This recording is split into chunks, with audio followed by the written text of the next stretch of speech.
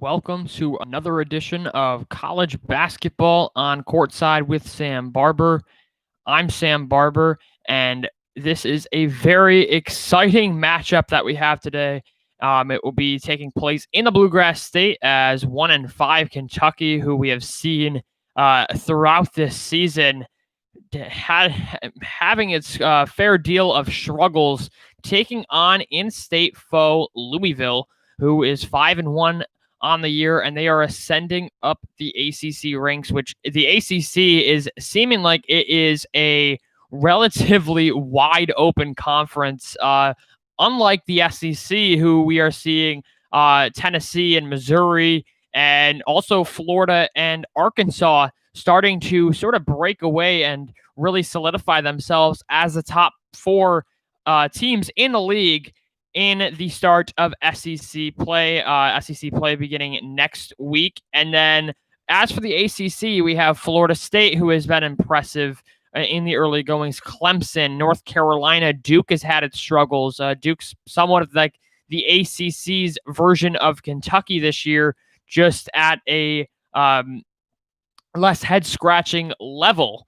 But this is going to be really a season-defining moment and a season-defining game for the Kentucky Wildcats, because if they lose, if they walk out of the KFC Yum Center today with a loss, then it is going to be their sixth straight loss. They're already off to their worst start since the 1926-27 season, so almost a century ago, that a Kentucky team has started worse rather than the 2020-21 squad, which obviously the Kentucky Wildcats, the Coach Cal squad, are not losing to low-end teams. They're a lone win, and so their best win coming against the Morehead State Eagles in their season opener, an 81-45 victory for Big Blue Nation. However, Kentucky has lost to the likes of Richmond, Georgia Tech, UNC just last weekend, West Virginia.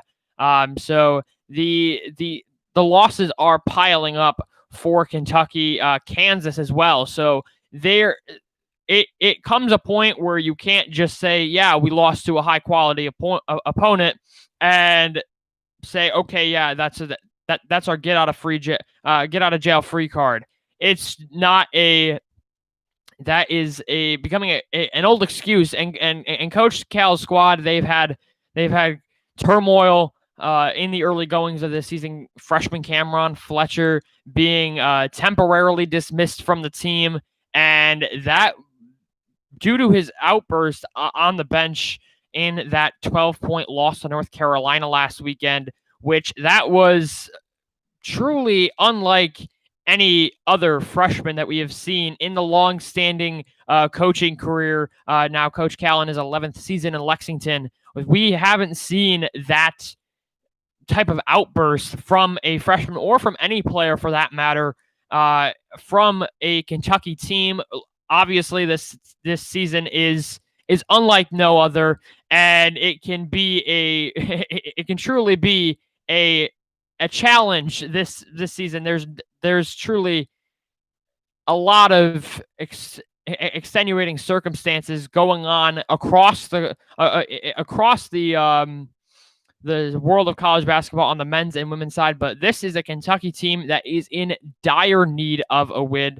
Obviously being led by freshman BJ Boston, the freshman from Georgia, 6'7". He brings size. He leads the team in minutes, averaging just about 14.5 points per game and 6.3 rebounds per game. His stat line taking a bit of a dip, even though he was the most outputting Wildcat in the loss to North Carolina.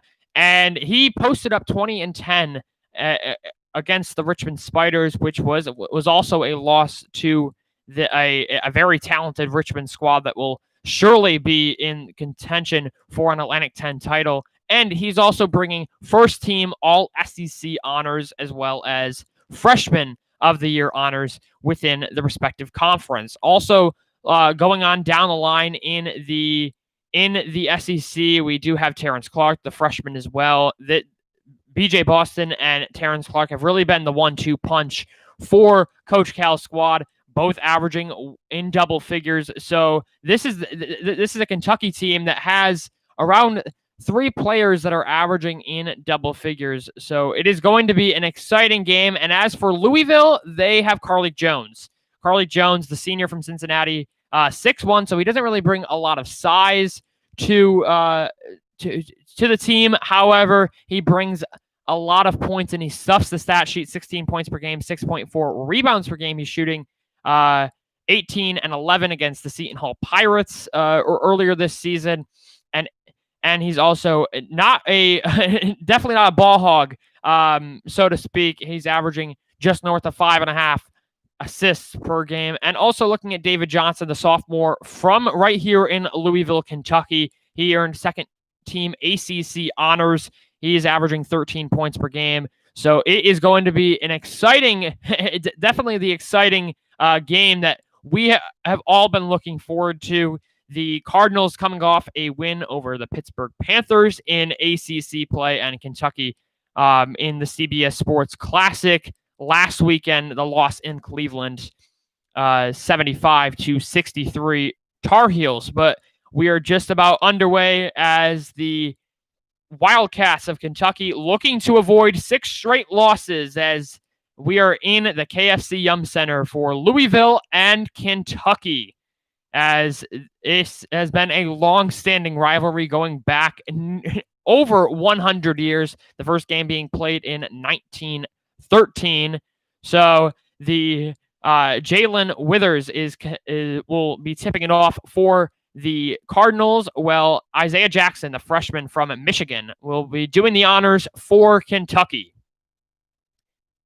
And Kentucky controls the tip as the Wildcats will be starting. And their starting 5, Davion Mintz, BJ Boston Jr., Devin Askew, Isaiah Jackson, and Oliver Sarr rounding out the top 5. And Askew with the ball. He passes it off to Sarr. Sarr from the front end. That won't fall, but it's back in the hands of Kentucky. A good rebounding team is Kentucky, and that is going to have to be crucial for this team if they're looking to win. Wildcats with a quick release. That won't fall. That was Davion Mintz with the miss off the front end. And for Louisville, Carlik Jones, we talked about him in the pregame, as well as David Johnson, Samuel Williamson, Dre Davis, and Jalen Withers, as the Cardinals are the first to break the ice in this ball game. About a minute past, it's 2-0. Wildcats back in.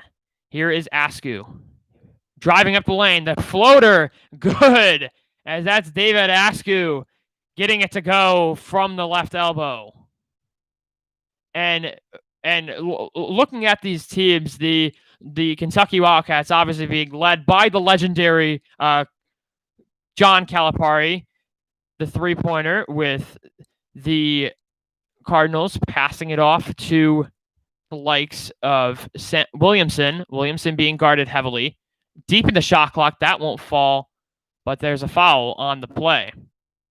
And Coach Cal's squad, he's in his 12th season as the Kentucky head coach, and he's had quite the successful stint, obviously, winning the national championship in 2012 with the legendary Anthony Davis, who is now a very successful NBA player.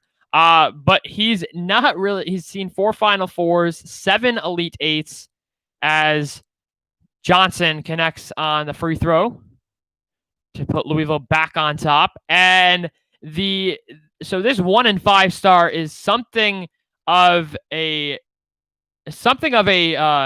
really not a usual scene in Lexington and Big Blue Nation. So Coach Cal has said on multiple occasions, be patient with us. We're not the elite team that we have been in previous years. So be patient with us. We have a gauntlet of a schedule.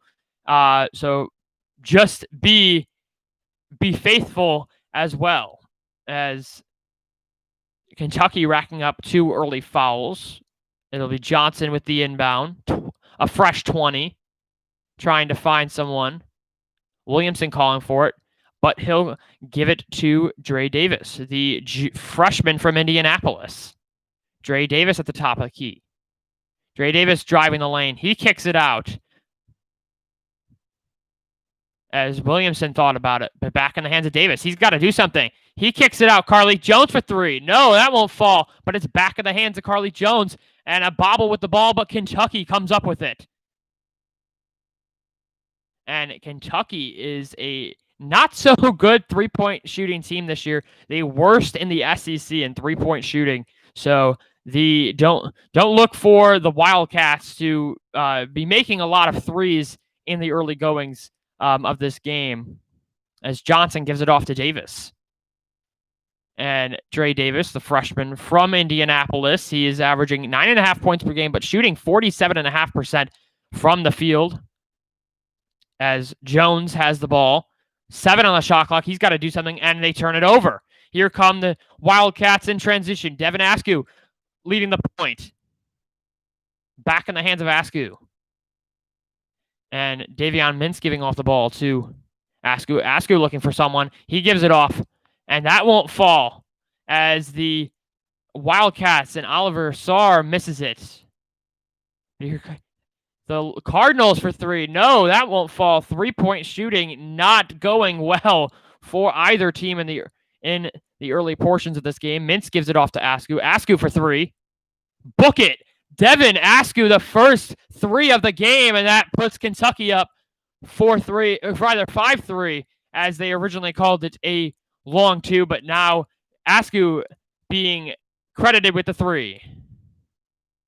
Jones under pressure. He gives it off. Back in the hands of Jones. As Carlik Jones, the transfer from Radford, who we saw Jones do wonderful things with the Radford Highlanders, as it is David Johnson for three, as he has the answer for the Louisville Cardinals, and that puts Louisville back on top. Both teams exchanging early blows.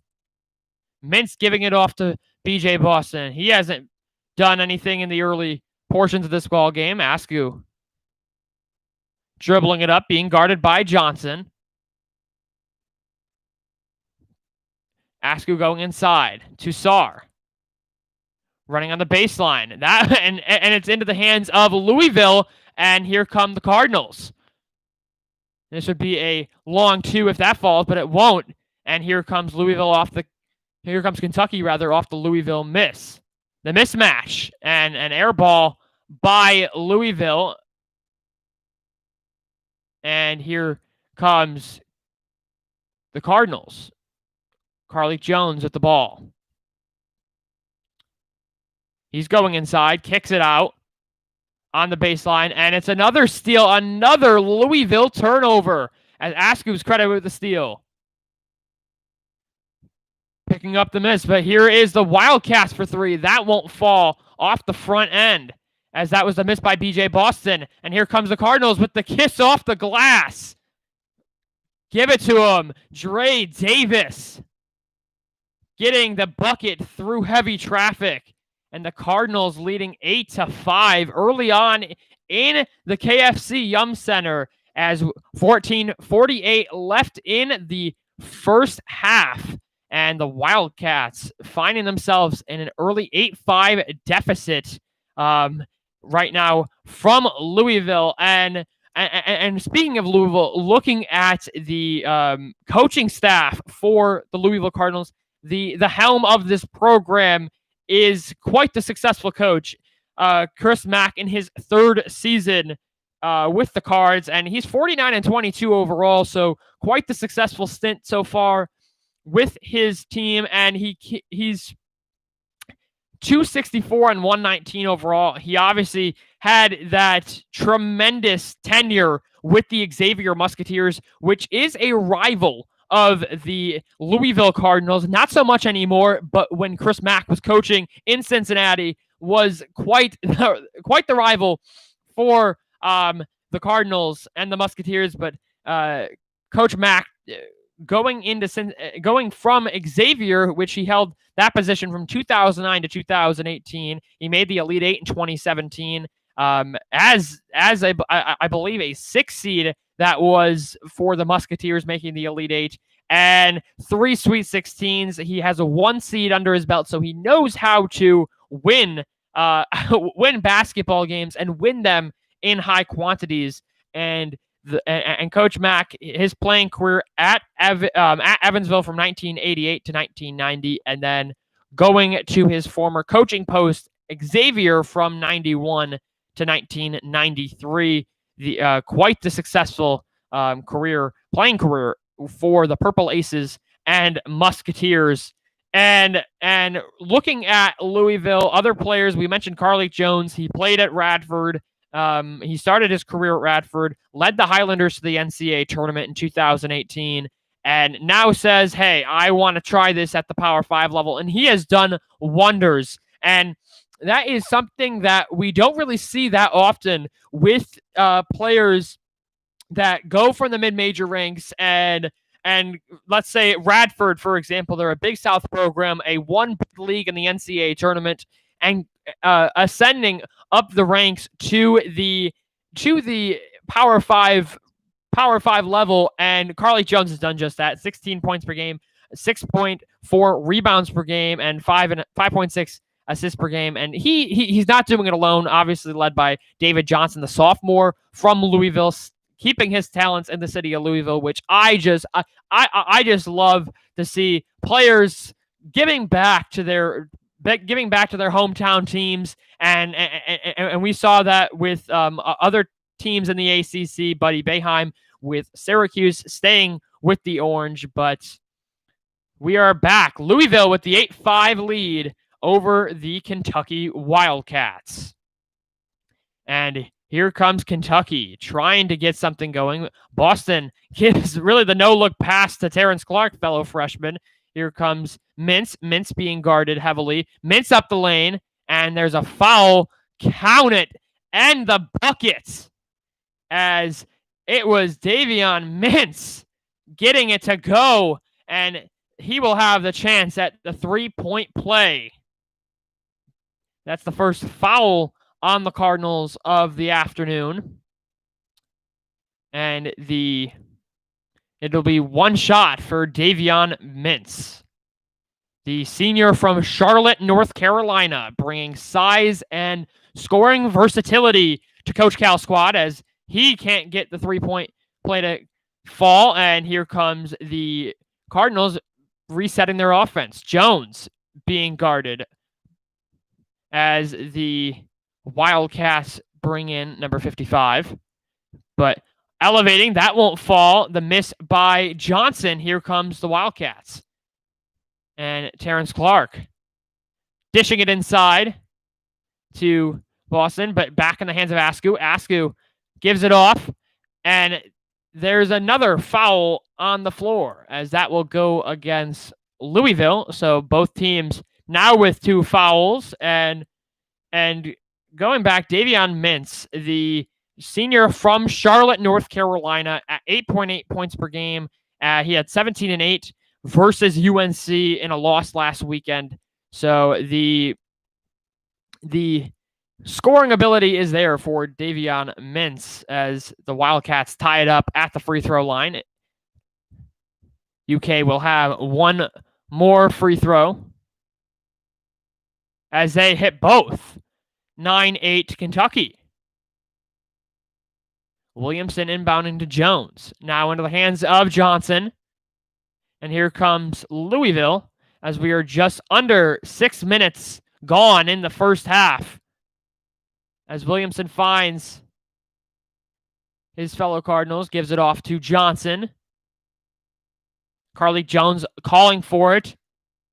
Thought about shooting it from the logo. He's got to do something. From the charity stripe. No, that won't fall. Torn down by a sea of blue. And here comes Mintz. Mintz coast to coast. That won't go into the hands of Carlik Jones. Carlik Jones looking for someone, as the kick out pass. Louisville for 3. Book it. Josh Nickelberry, his first basket of the game, and the Cardinals are back on top, 11-9. A good in transition 3-point basket for Louisville, as Josh Nickelberry making his presence known, but it is Louisville with the answer, as that was Toppin, Jacob Toppin, the brother of Obi Toppin, who had his wonderful career with the Dayton Flyers. As it's Nickelberry again, that won't fall, as the Cardinals will try and cool themselves off. But here comes Clark. Clark trying to penetrate the inside defense. Back in the hands of Clark. Askew thought about it from the left key. Clark looking for someone. He finds Mintz. Back in the hands of Clark. Clark thought about the three. Top of the key. 11 on the shot clock. Into the hands of Askew. Askew being guarded heavily by Nickelberry. But now Toppin off the glass, and it's a kiss off the glass by Jacob Toppin to give the Wildcats the 13-11 lead. Jacob Toppin, the transfer from URI, shooting just about 43% from the field this season. Carlik Jones gives it off to Nickelberry. Nickelberry back in the hands of Jones. Jones being guarded by Mintz. 9 on the shot clock. The Cardinals got to do something. Jones gets it inside, and it will go back to Kentucky. 11:45 left in the first half, as Kentucky is up 13-11 in Louisville against their in-state foe, Louisville. And we obviously saw the in-transition three from Josh Nickelberry, the sophomore guard from Fayetteville, North Carolina. So staying in the South, keeping his talents in the South, and he was a player that I thought was interesting when he was really going through the recruiting pool after high school. I thought he would have stayed on Tobacco Road and gone with a program like Duke or North Carolina, because he's plenty talented enough to play for those marquee programs, but keeping it in the ACC with the Louisville Cardinals. And Nickelberry, he's making only his second appearance of the season, so making his limited minutes known for Coach Chris Mack. And the sophomore, he only played versus Pittsburgh, which was a 74-64 victory for the Cardinals, their most recent game. And versus Pitt, they held a 19 rebounding average, which will be critical for a Cardinals victory here today at the KFC Yum Center. So 45-26 out rebounding the Pitt Panthers, which the Pitt Panthers have not been a hefty rebounding team since joining the ACC.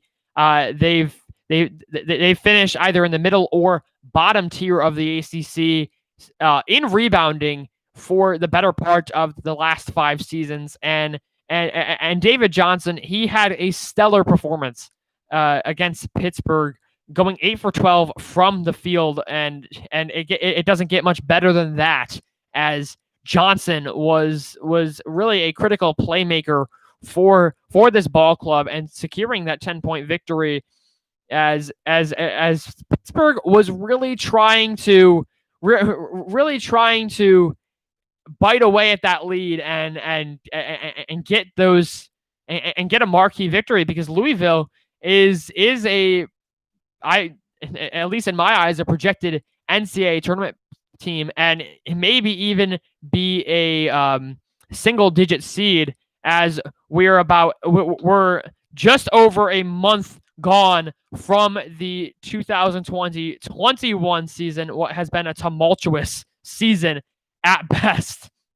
And as for Kentucky, we talked about the Cardinals' previous game against Pittsburgh. The Wildcats have had a week off since, and this is becoming quite the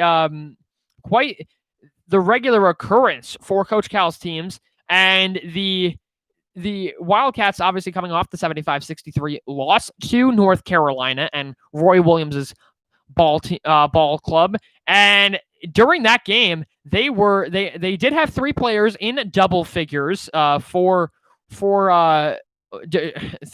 especially in the second half. That's when the offense really got going. as they were down mightily in the early portions of the second half. However, you're not going to win a lot of ball games if you're shooting just a little over 23% from the field and you're the worst three-point shooting team in the SEC. As the Wildcats can't connect, that was Terrence Clark with the miss as we are back. 11:20 left in this first half. Johnson looking for someone. He finds the tough basket, but that won't fall, and it's now into the hands of Kentucky. Here comes Mintz. Mintz gives it off to Clark.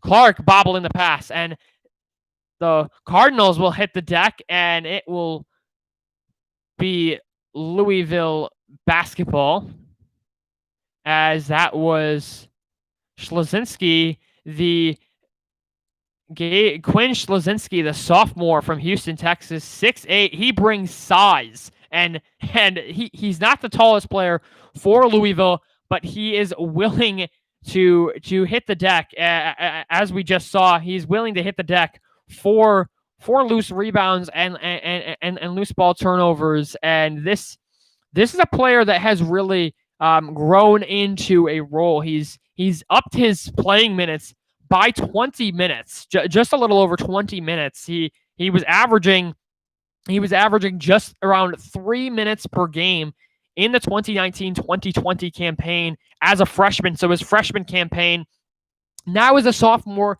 Quinn Schlazinski has really made his presence known, especially in the rebounding department. 4.3 rebounds per game.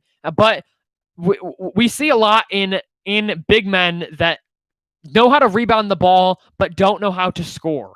And that's the opposite with Schlazinski. He posts up 6.3 points per game as he inbounds to his teammate Johnson. Kentucky has won 11 out of the past 13 meetings, as it's stolen away by Askew. Askew going coast to coast, and he'll lay it in as Kentucky extends their lead to 4, 15-11, as we are almost at the halfway point of this first half. As Schlazinski barely gets it in. He's being guarded heavily as he'll run it up court. Johnson, Cardinals have numbers. Johnson looking for someone. He finds Carlik Jones. Carlik Jones for three. Book it. Carlik Jones for three, as that's a much-needed three-point basket for Louisville, as that pulls them in within one, 15-14. Mintz calling for it.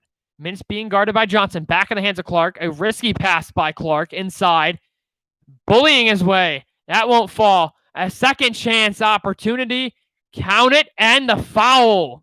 As Kentucky this is their second opportunity for a second chance point. And the traditional three-point play, as Ware will be going to the free throw line. The big man. Ware at the Lance Ware. He's averaging just about 1.2 points per game, but he does shoot prolifically from the three-point line, as he misses that. Bobble for the basketball, and it's Jackson, Isaiah Jackson, coming down with the rebound, as they'll get a fresh 20. Terrence Clark passes it inside to Ware. Ware being guarded by Johnson. He finds Clark, and it's tipped out. It will stay Kentucky basketball. They're ruling Louisville touching it last. But yes, Lance Ware, he really knows how to, as there's 2 on the shot clock, so Kentucky's got to get a shot off quickly. Askew, the quick release from the left. That won't fall, as the Cardinals will tear down the rebound. And here comes Louisville, as Jalen Winters, the freshman from Charlotte, checking in. And off the foot of Winters, they're calling it. It will go back to Kentucky. And if you're Coach Cal, you have to love what you're seeing. You have to love what you're seeing, but you also have to sort of worry maybe, because this is how they came out against North Carolina, which obviously resulted in a loss and a complete collapse of their offense in the latter parts of the first half and the second half, as Nickelberry comes to the bench. And Clark will dribble it up as BJ Boston. That won't fall. And it will be 9:23 left on the game clock for Louisville as Schleszinski will inbound as it was a turnover credited to BJ Boston. Into the hands of Jones. We saw Jones bury the three from the top of the key just a minute ago. Now Johnson. Winter's calling for it, but it'll be Jones. Jones dishes it inside to Winters. Winters being guarded by Sarr as they find Schleszinski. Schleszinski from the weak elbow as that goes late in the shot clock. Quinn Schleszinski, the tough basket, elevating over the Kentucky defenders. Boston, ball handling over to Terrence Clark. Clark being guarded heavily by David Johnson, but now into the hands of Askew. We've seen what he can do. 10 on the shot clock. Gives it off to Boston. Boston's had a quiet afternoon. He's got to do something. 4 on the shot clock. He gives it off to Askew. Askew, the release, but that won't fall. Another empty trip for Kentucky. And that will be a miss from Devin Askew as some condensation on the near the paint area of the court on the Kentucky end. But here comes Louisville. 8:15 left in the first half. As it's Johnson dribbling it up, he passes it off to Schleszinski, number 11 in white. The risky pass to Carlik Jones, dribbling through traffic, kicks it out. Louisville for three. Book it again. Louisville, as the Cardinals are starting to heat up from three. David Johnson gives Louisville the lead again. It is now 19-17. How will the Wildcats respond? Askew calling for it. He gives it off. Back to Isaiah Jackson. Isaiah Jackson has done some stuff today from on the court, but it is BJ Boston with the return off the Isaiah Jackson miss. Ties this up at 19.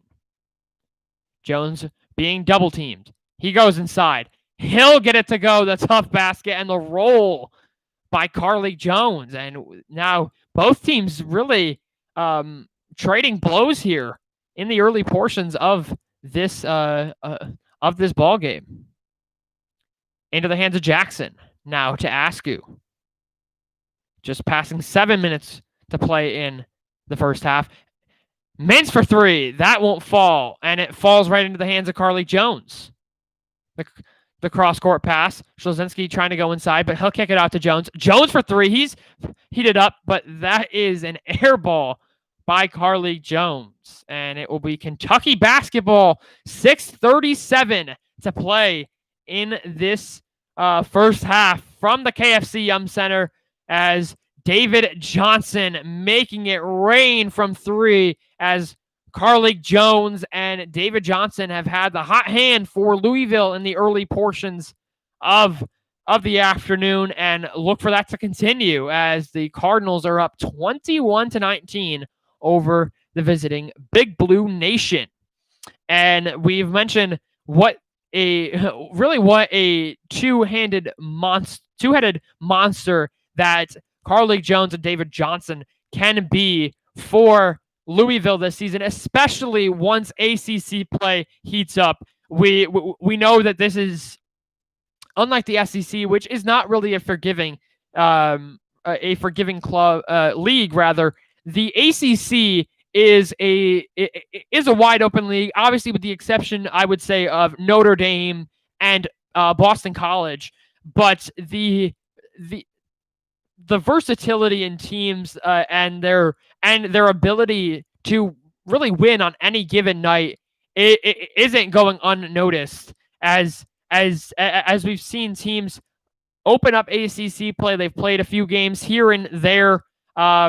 We've seen the Louisville Cardinals play Pittsburgh and they struggle with Coach Capel's squad. So it's going to be an interesting season all around in the ACC because, like I just mentioned, anyone can win on any given day, and that means I truly believe that there is not really there isn't a blue blood program. Obviously, you have your Dukes and you have your North Carolinas, but there's not a number one team that stands out like the SEC does with Tennessee, which going over to the SEC real quick. Tennessee and Missouri are really in the driver's seats. If there's two driver's seats in the SEC, it is Kentucky. It's rather Tennessee and the Missouri Tigers, which Kwanzaa Martin has wonders in Columbia.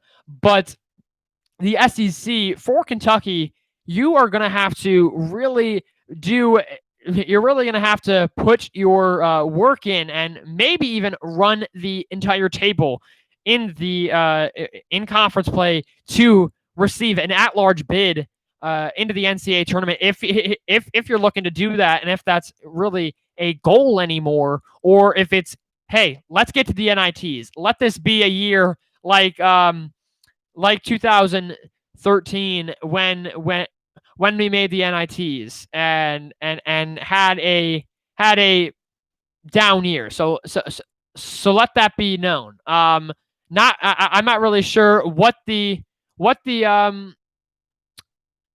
goals are for Kentucky. No team that has been 1-5 has made it to the NCAA tournament other than the Texas Longhorns, who made it in the late 90s after a 1-5 start. So that's the prognosis for and the outlook for both teams. But this is a series that Kentucky leads 37-15. They won 11 of the past 13 meetings as Clark dishes it off to Mintz, back in the hands of Boston. And this is a series that goes back to 1913, rather. And the last meeting was a 78-70 victory in Rupp Arena, and that was in 2019. Just a few days from now, just 2 days from now, it will mark the 1 year anniversary of the 78-70 victory over Louisville for Kentucky, that taking place on December 28th, 2019. But the Wildcats leading the all-time series 37-15 as Nickelberry coming back into the game. This is Winters. They got to do something. Louisville dishes it off as Williamson has 2 on the shot clock. Will they get it off in time? Won't matter as Ware collects the air ball by Louisville, as poor ball awareness and shot clock awareness for Louisville on that possession. I understand going deep into the shot clock, 6 or 5 on the shot clock left. But if you're a team that is, if you're a team and you're an experienced player and you're looking at the shot clock and you see 1 or 2 on the shot clock, unless you are right by the basket, you have to have better shot clock awareness. As Boston can't get it to go, he still continues the quiet night, but it is the Wildcats getting the putback to tie this game up at 21. As Johnson now into the hands of Nickelberry, back to Johnson, over to Nickelberry. Nickelberry thinking about the 3. That won't fall as the Wildcats scramble for the rebound. 5 minutes to play in the first half. Mintz calling up a play. He'll dish it off to Boston.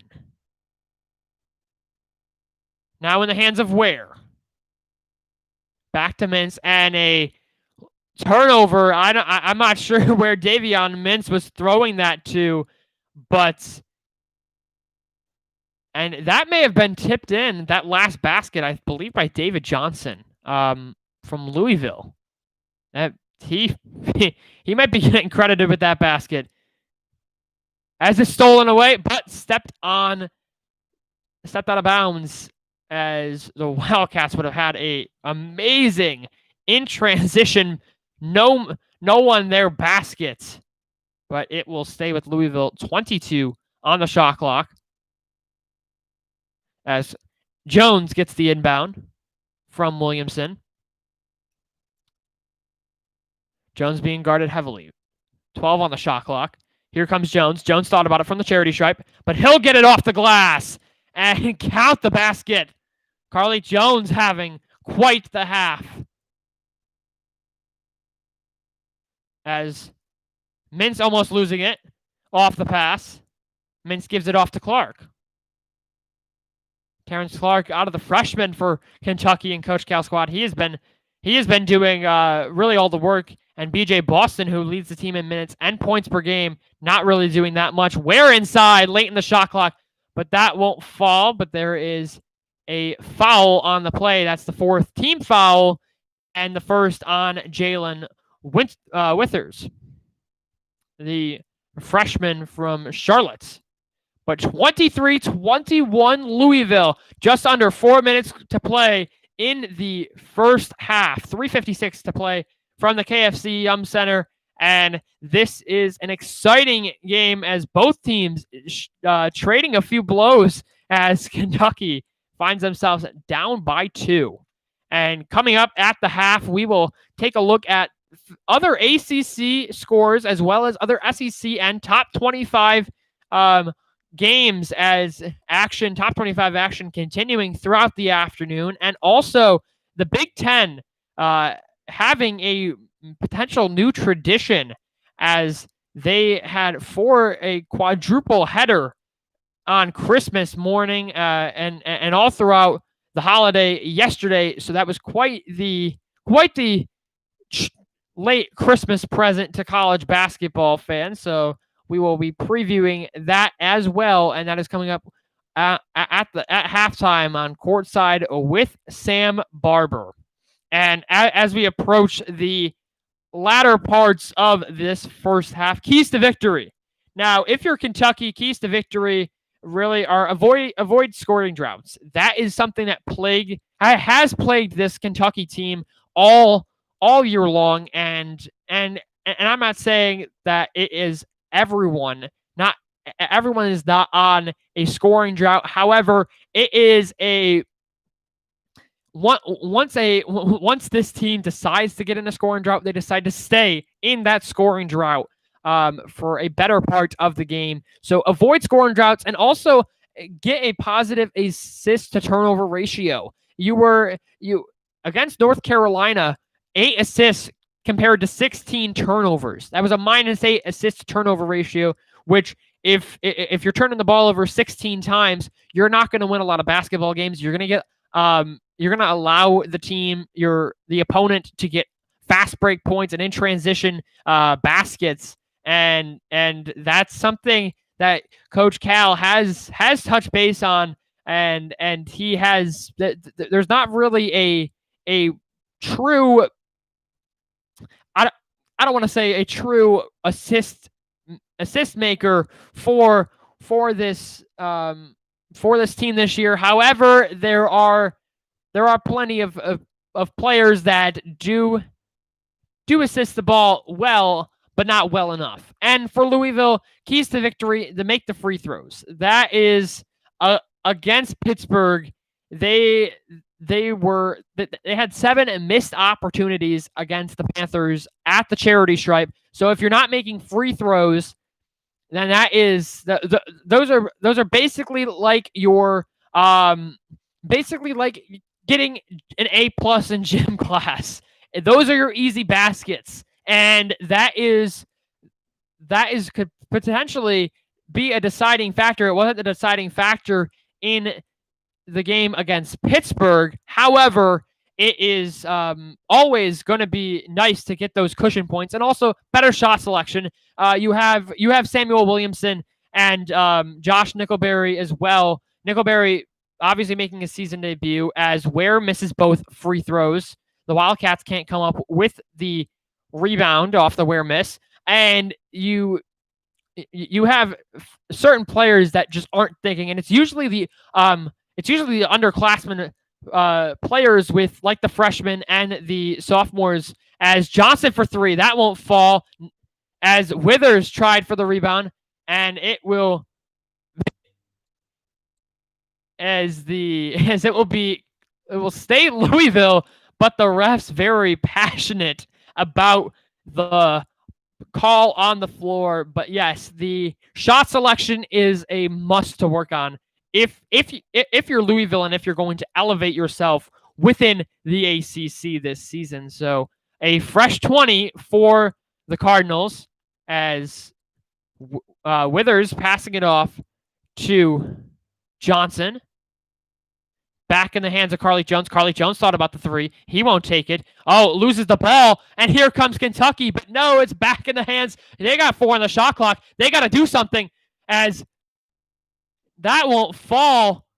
But Williamson stepping on the baseline and a carousel of a turnover, of a possession rather, for both clubs. Kentucky almost stealing the basketball, but Louisville coming up with it and can't cash in on the other end. Clark trying to get something going as 3 minutes to play in the first half. As Mintz gives it off to Clark. Clark for 3 in the lead. No, that won't fall. And it will stay with Kentucky. Did not hit the rim, though, so it will remain 11 on the shot clock. And I can't imagine. We know that Louisville and Kentucky, as Clark gives it to the dish out to Askew for 3. That's an air ball, and Mintz trying to get something going. No, and Sarr can't get that to fall. The putback, and it will become Louisville basketball. Now, I can't imagine this is a Kentucky team this is a rivalry. In the Bluegrass State, that is a pretty hotly contested rivalry, if you will. And I couldn't imagine having a household that's half Louisville, half Kentucky. That has to be somewhat of a sort of like an Indiana Purdue household. If you'd like a comparison, but a wild 3 by David Johnson. And they're calling it a long 3-pointer, as that was almost from the logo, as the Wildcats now find themselves in a 5-point hole. Askew trying to do something. He gives it off, and the Wildcats book it at the other end. That's Davion Mintz with the answer, as he makes the 3-point splash. Under pressure, Carlik Jones going coast to coast. That won't fall. Askew with the rebound, as it will stay Kentucky basketball as Askew body slamming Davion Mintz. And it was under pressure late in the shot clock. David Johnson, the 3-point heave. 26-24. Louisville with just about 92 ticks left on the game clock, 28 on the shot clock, so don't have to worry about a differential between the game and shot clock. But the Wildcats they're seeming like they have an answer for when Louisville just extending it to 5 points, when they are trying to extend and open up this basketball game. Kentucky seeming to always have a answer, and if you're a fan of Big Blue Nation, that has to be a promising sign, and that has to be an exciting development in your offensive blueprint for the season, as your team is staying on its toes, as Mintz hit the deck off, getting into a scuffle with fellow teammate Devin Askew, as Kentucky's offense will reset. BJ Boston having quite the quiet night. Isaiah Jackson giving it off. Askew thought about the 3, but it'll be Mintz for 3. He had another back-to-back 3s by Davion Mintz, and that puts Kentucky back on top, 27-26. Davion Mintz feeling it from downtown. How will Kentucky hold off Louisville under a minute to play? Jones trying to find someone. He does. Louisville can't make it fall, and it's almost stolen away. Askew controls the rebound. And he'll dribble it, trying to milk some clock. Has back-to-back three-pointers to rejuvenate this Kentucky offense as Boston, and it's an offensive foul on BJ Boston, as that will be his first of the ball game. And with 26.9 seconds left, the shot clock turned off. It will be Louisville basketball, rather, as that was Dre Davis, the freshman, taking the charge. He gets a much-needed break. And if you're Louisville, you're going to want to try and, I would say, go at about 8 seconds to play. That'll give you enough time to get a miss. 10 seconds to play. Johnson dribbling it, being guarded by Askew. Johnson dishing it inside as it was Withers, the late basket to heave. That won't fall, and Louisville will head into the half. A low-scoring first half from the KFC Yum Center. 28-27 off the late basket from Jalen Withers, the freshman from Charlotte, North Carolina. They have 5 3-point baskets, Louisville does. That ties the most for this season, as Kentucky leads 28-27 over the visiting Kentucky Wildcats. And that brings us to halftime on Courtside with Sam Barber.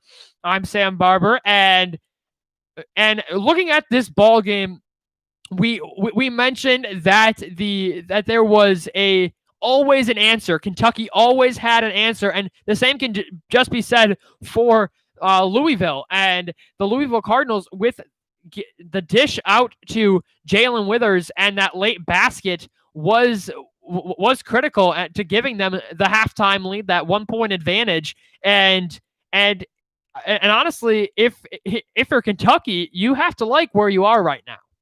You're not in a troubling deficit like you saw yourself in against Richmond or against Notre Dame or against Georgia Tech. You're not seeing that. You're seeing this. I truly believe, whether their record says it or not, this team is growing. This is a Kentucky team that is going, I think, to potentially pull off some upsets. Obviously, they're not going to be the favorites in the SEC. They weren't the favorites in the preseason, but they were picked second in the SEC. But this is a team that is going to give the likes of Tennessee, Missouri, Florida some challenges on any given night. And Davion Mintz having 8 points for Kentucky. He leads the Wildcats in scoring, and this has been an exciting ball game.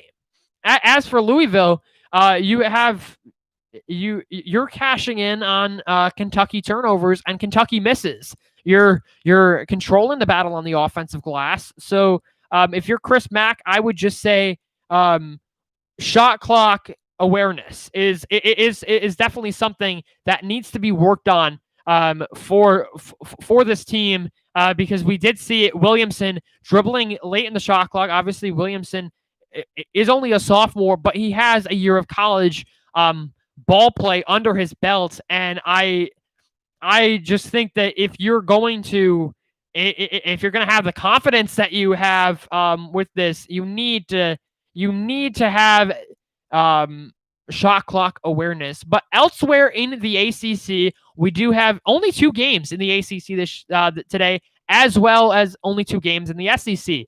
So a quiet day on college basketball, as we're still dealing with postponements and cancellations of the ongoing COVID-19 pandemic. And obviously the Christmas holiday is still in the air, but that doesn't mean that there is that does not mean that there isn't room for a heavyweight bout, as top-ranked Gonzaga, the Bulldogs, Mark Few's club. He's done wonders in his 20-plus years in Spokane. And he is this, I think, I said this in 2017 when they made a run to the national championship game, losing to North Carolina, that was their best team, and that was their that no team was going to top that. And boy, did I eat my words, because the 2020-21 Gonzaga Bulldogs are, first of all, the best team I believe in Gonzaga history. Yes, they've only played 6 games, but 4 of those games have been against Power 5 opponents, and this 7th game of the season will be against another Power 5 opponent and a potent defense at best with Tony Bennett's squad and UVA. But Gonzaga, now, for all you superstitious people out there, knock on wood, but I do believe that Gonzaga, not only will they run through the WCC regular season, the WCC tournament, but I do believe that they will be cutting down the nets for the first time in program history, which I'm not going to get too carried away with all the theories of what this really mind-boggling season has in store for us. But this is an amazing Gonzaga team. They have beaten the likes of Kansas, West Virginia, Iowa. Those are 3 of the best teams in college basketball and 3 of the best Power 5 squads this season. Now, taking a look at their opponent, the Virginia Cavaliers, they're 4-1 on the season. Now, their loss coming to San Francisco, that was in the early days of this season. However, their best win, Virginia's best win, is against Kent State, a program that is on pause due to COVID-19 protocols, and that is their best win. In terms of KenPom rankings and in terms of quadrant and net rankings, Kent State is Virginia's best win. And that is why I am so hesitant. I'm so hesitant to put them higher in my bracketology. I do have Virginia. Right now, the Virginia Cavaliers, if the tournament started today, I would have Virginia at the 5 line right now. Excuse me, rather at the 6 line, rather, taking on the play-in game of Minnesota and BYU. But so this is going to be an exciting game. Gonzaga's opening up as a 7.5-point favorite, and this is being played in Fort Worth, Texas. So a neutral ball game, as that is scheduled to tip off from Fort Worth at 4 p.m. Eastern time. And elsewhere in the SEC, we do have a later game in the SEC. It should be tipping off just in a few minutes at 2:00 from the Bayou in Baton Rouge, Louisiana, as the LSU Tigers will be taking on in-state foe Nicholls State from the Southland Conference. And this is a Tigers team. They open up nearly as a 22-point favorite at home. And this has been a team that could potentially surprise in the SEC and could be one of those teams that snags a top 4 seed in the SEC tournament and does wonders in the SEC. However, right now I'm sticking with LSU. I have them at a 10 line in the latest bracketology, which is from a couple days ago, and I think this should be a relatively easy victory for the LSU Tigers. And elsewhere in the top 25, the 6th ranked Houston Cougars, much like Mark Few, Kelvin Sampson, the head coach for the Houston Cougars, has seen his struggles with COVID. There was at one point his entire team had the coronavirus, and now they're back and they're showing it. They're on the road in Orlando against, I believe, and this is a consensus, and I have to go with the consensus on this, their biggest threat in the American Athletic is Central Florida this season, which to me, I did not expect. I expected Coach Haskins' squad to be middle, maybe even bottom tier AAC this season. But right now, Houston is all knotted up with just about 15 seconds left in the first half from Orlando. We are knotted up at 25, so Central Florida definitely giving the Cougars a run for their money. Elsewhere in the top 25 at 2 o'clock, the Northwestern Wildcats, who are coming off a victory over then previously ranked 4th-ranked Michigan State, who has seen its fair share of struggles, which we will delve into in just a few moments. But the Northwestern Wildcats, 5-1 on the season. They're taking on Ohio State, who is now 7-1 on the season. So the Buckeyes are out of the gates with relative success.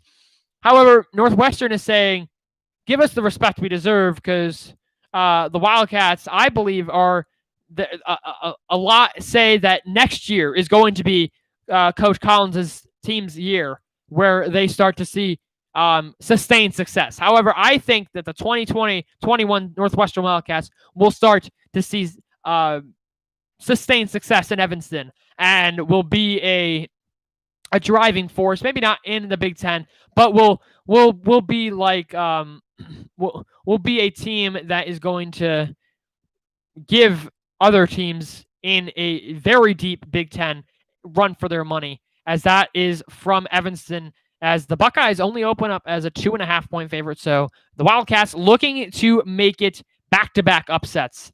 And finally, staying in the Big Ten, number 18 Illinois, trying to get their footing back after early success. They're coming off the victory over Minnesota, and they're taking on the Indiana Hoosiers. Archie Miller's squad is very talented.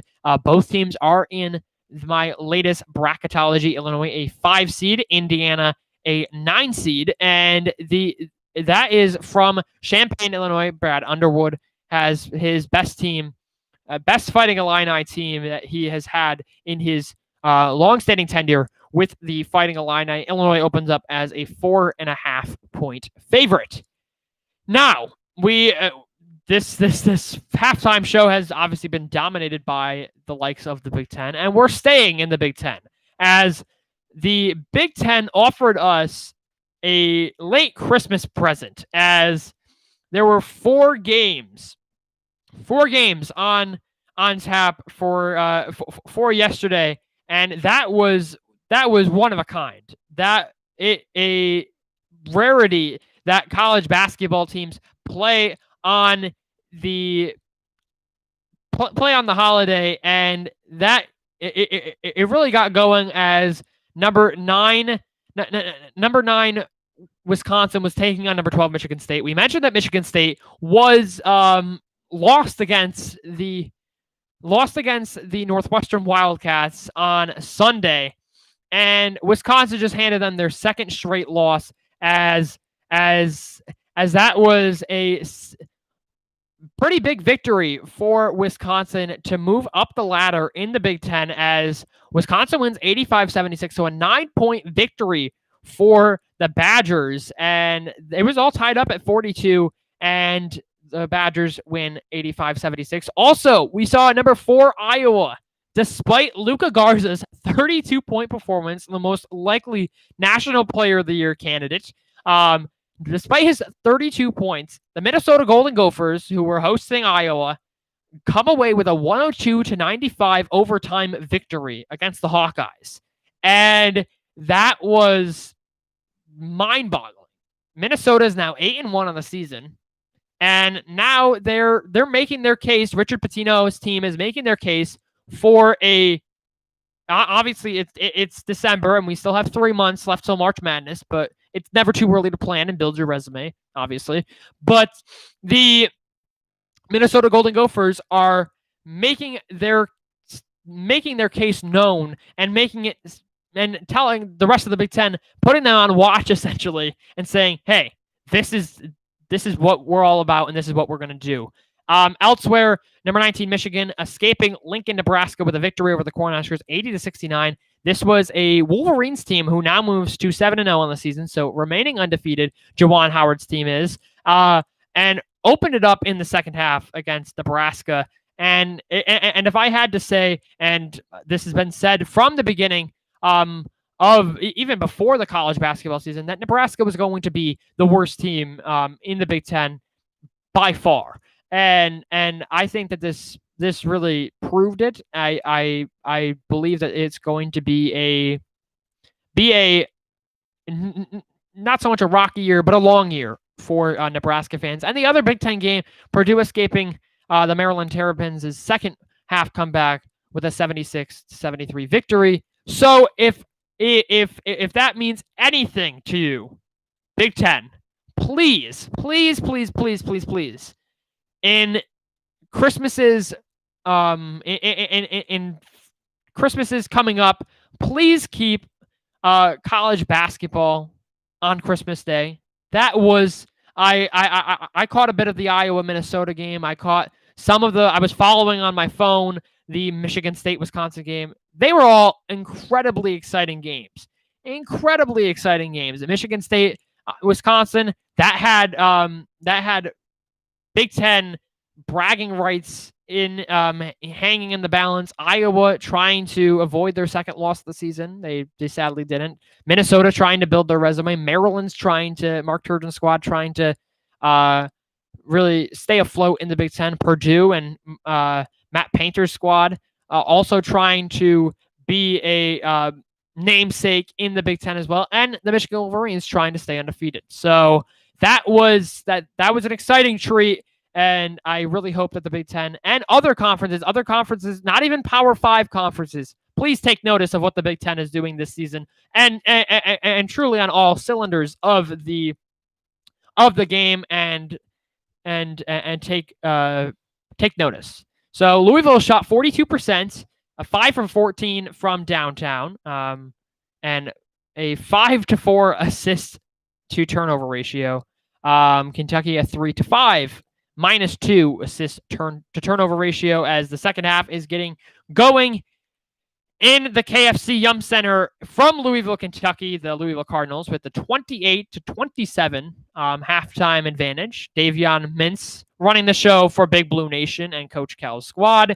Well, it was the likes of Carlik Jones and David Johnson that were calling the shots for Louisville, and this is going to be as we mentioned in the pregame, a very telling game for Kentucky, especially because if you're Louisville, yes, okay, it's your second loss of the season. Kentucky gets bragging rights. However, you'll shake it off and you'll go to ACC play. As for Kentucky, if you're Kentucky and you lose this game, you've now dropped 6 straight, and critics galore now start to worry even more as Louisville gets the second inbound, and Louisville, the quick release 3, that won't fall. Johnson trying to get the rebound, but that won't go in his hands as Kentucky will now come back, and this is the first offensive possession for the Wildcats as Jackson gives it off to Mintz, and a foul.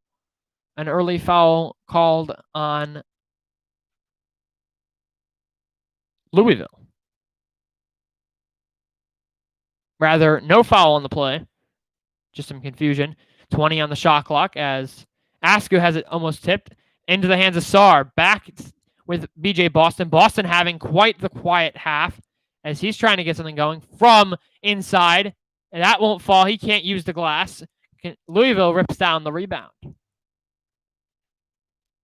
And Carlik Jones he had quite the successful first half as the no-look pass to Williamson, and Williamson is met with authority. Isaiah Jackson, climbing the invisible ladder. Isaiah Jackson off the feed from Devin Askew for the two-handed slam. And the Wildcats open up the second half with a punch. 29-28 Kentucky. As it's stolen away again. Jackson now to Boston. Boston, a quick 4 points for the Kentucky Wildcats, and they come out swinging. They have now built up a 3-point advantage, 31-28, as Williamson was met with authority, and Askew gives it off to Isaiah Jackson for the two-handed slam, and then Isaiah Jackson feeding it to his teammate BJ Boston, and that goes in freshman to freshman, and it will be Boston who got the and one, and he connects on the old-fashioned three-point play, and all of a sudden, an early 5 points as we are a minute and a half gone in the second half. Carlik Jones and Louisville trying to get something going. The mismatch off, that won't fall, but it is off the fingertips of Boston, and it will stay Louisville basketball. As Dre Davis couldn't get the putback to fall. So 19 on the shot clock. Carlik Jones will inbound.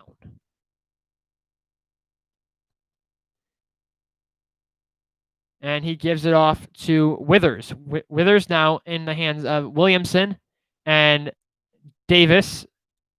And now there's the Wildcats not looking quite happy as Mintz was called for the foul.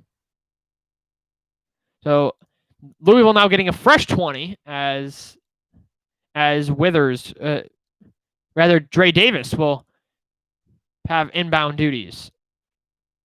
Now he finds Williamson. Now David Johnson, he's had some wild threes and some wild baskets. And now another foul, this one on Kentucky, as Johnson taking the foul. So 5 straight losses for Kentucky. The losing streak beginning with Richmond, a 12-point loss, and a 3-point loss to Kansas. I would have to say their most lopsided loss coming against Georgia Tech, a 17-point loss, where Kentucky just looked unrecognizable. As Williamson going inside, no one home, as it is Samuel Williamson driving up the lane for the basket.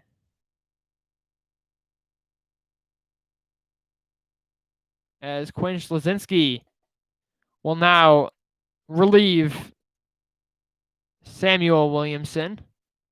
They call off the basket. And now Devin Askew. And Askew right into the hands of Dre Davis. Dre Davis, the Euro step.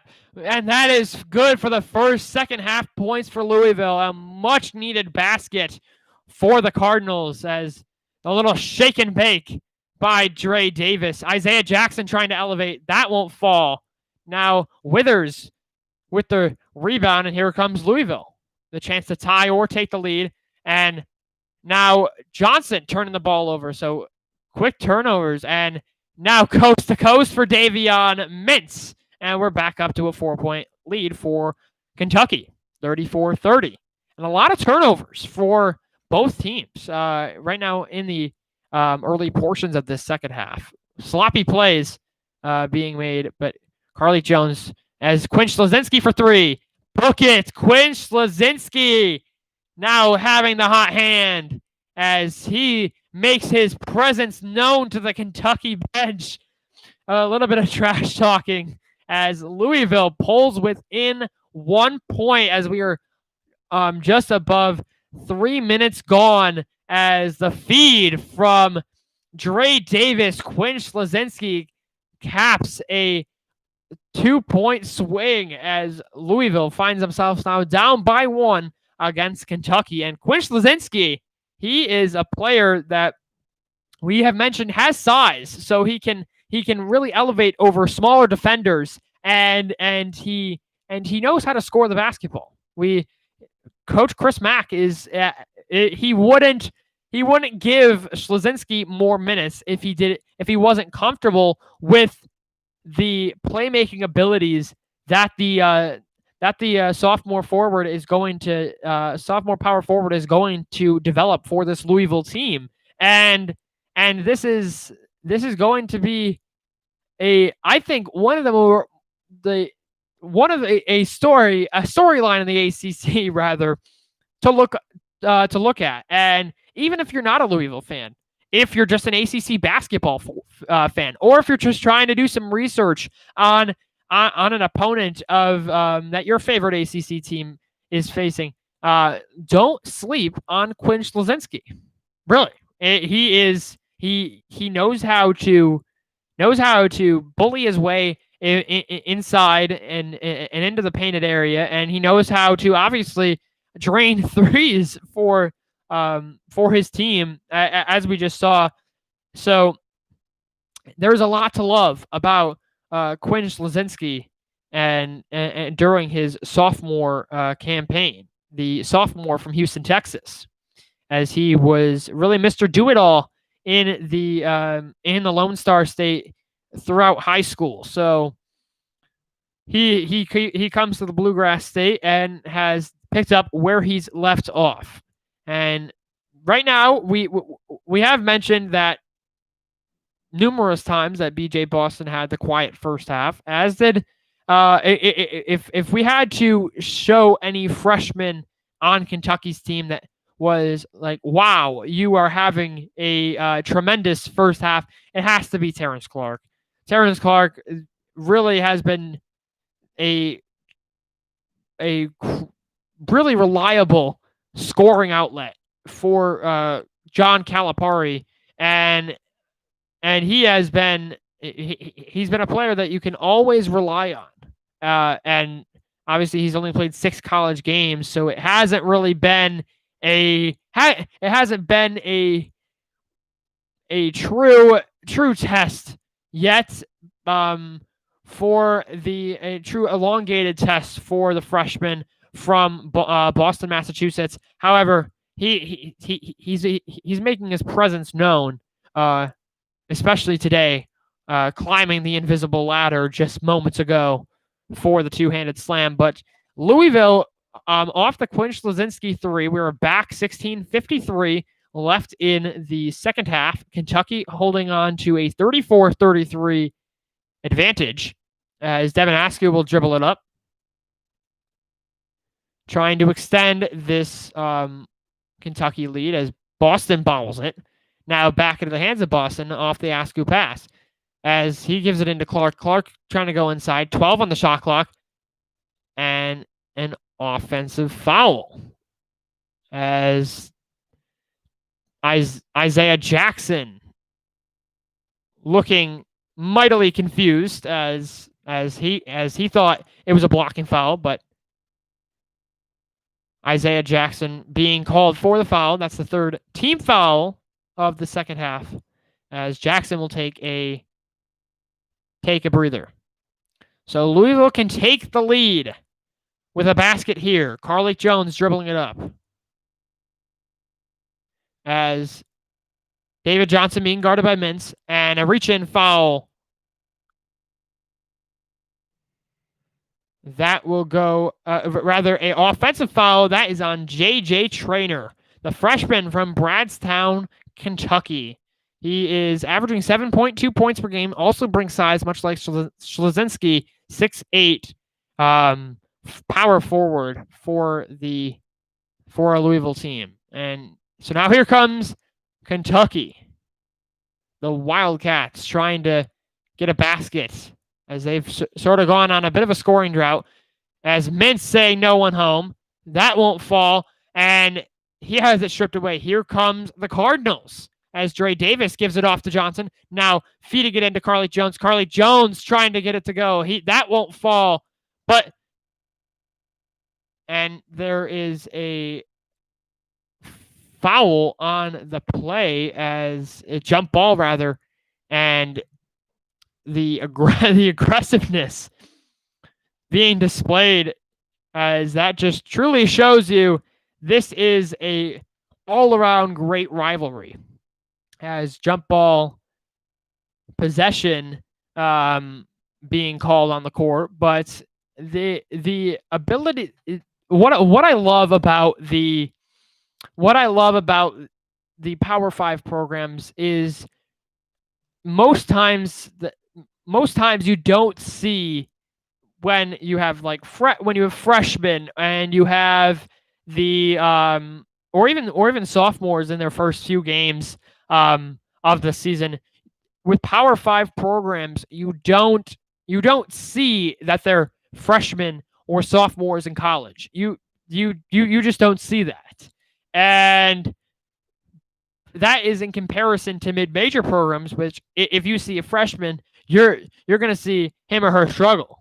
You're to shoot the basketball, to make plays at times, but not saying that that sophomores and freshmen in the Power 5 ranks are truly unbreakable, because they are.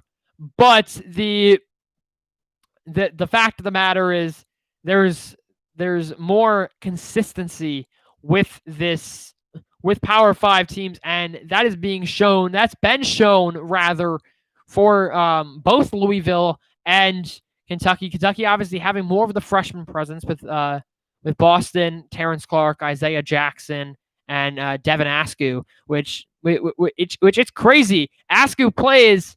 He's only averaging 6.5 per game, and he put up 12 and 4 versus UNC. But he's playing like he is in his third year in Lexington, and just the smart decisions. He's 3 or 4 plays ahead. However, we know that being 3 or 4 plays ahead can be detrimental at times. However, the ability for Askew to read plays that haven't even happened yet is a talent that is going to carry him tremendously through his career at Kentucky. And whether or not he goes on to the NBA, I have to imagine he's going to go on to the NBA. But 15:45 left in the second half, as Kentucky still clinging on to a 34-33 advantage from Louisville, as the possession arrow favored Kentucky, as it will be Kentucky basketball. 15:45 as Sarr inbounding to Askew. Askew will run up a play and being guarded by Johnson. Now it's Sarr inside, and a foul being called on Louisville, a reach-in foul. That will be on J.J. Traynor, his second foul of the game. So a fresh 20 for Kentucky. And J.J. Traynor, the freshman from Bradstown, Kentucky, deciding to keep his Askew for 3. That won't fall. The high rebound controlled by Davis, and the cross-court pass by Schlozinski. Now to Carlik Jones. He's had somewhat of a quiet second half as we're approaching 5 minutes gone. David Johnson back to Jones. Jones thought about the 3 being guarded by Askew. He'll elevate. That won't fall. And it will stay Louisville basketball. Last touch by Kentucky. And Carlik Jones, we're seeing Samuel Williamson still on the bench for Louisville. Isaiah Jackson and Terrence Clark coming in. Schlozinski being guarded heavily by number 0 in blue. And Johnson can't elevate. Here comes Askew. Both teams somewhat on a bit of a scoring drought. Askew passes it off to Mintz. Mintz to Jackson. Clark. No, and it's stolen away by Louisville. And here comes the Cardinals offense. And how are they going to try and break the ice and break the drought? As Louisville for 3, that won't fall. Now into the hands of Mintz, and both offenses have somewhat gone stagnant as in the early portions of the second half. Clark calling to Mintz. Now back in the hands of Clark. Clark being guarded heavily. That won't fall. But now Isaiah Jackson, the block out rebound, back with Clark. And an offensive foul will be called on Isaiah Jackson. That's his second offensive foul of the second half. So Isaiah Jackson will head to the bench once again, as will Terrence Clark. So 13:58 remaining from the KFC Yum Center. As Schlesinski, who is getting extended minutes, will inbound to Johnson. And Louisville taking as much time as needed to write up a play, trying to snap the scoring drought. Johnson going through the lane, and finally Louisville takes the lead, 35-34 off the Johnson driving basket. How will Kentucky respond, rather? Mintz at the top of the key, being guarded by Schlesinski, trying to find some space. Askew trying to find someone. And Kentucky, no, that won't fall. And Ware comes away with it. No, that won't fall either. And it's Jalen Withers finally coming off with the basketball in the sea of white. Johnson gives it off to Jones. Jones driving the lane. That will go back-to-back baskets for the Cardinals from David Johnson and Carlik Jones. 37-34. A quick 4-0 scoring spurt by Louisville has them up by 3 points, as Kentucky will take a timeout, as there is 12:54 left in the second half, and David Johnson, through heavy traffic, being guarded by the likes of Ware and Askew. And then at the other end, in the next possession, it was Carlik Jones cashing in, saying, "Hey, give me the ball. I want in on this." And Carlik Jones being guarded by a player like Askew, who is 6'3", and Davion Mintz, who's also 6'3", using their size to their advantage. However, Jones being able to get the basket to fall. So Louisville only shooting 33% in the second half thus far, compared to their 42% clip in the first half. So Louisville out of the timeout, holding a 3-point lead, 37-34, as this game has not disappointed for sure, as both teams are trading blows. Back and forth we go in a gauntlet of a game from Louisville. BJ Boston back into the game for Kentucky, as Mintz with 12 on the shot clock, being guarded heavily, having to go almost to half court. They got to do something. Mintz going inside, and he is fouled as he hits the deck. That will be another Louisville foul, their 5th of the half.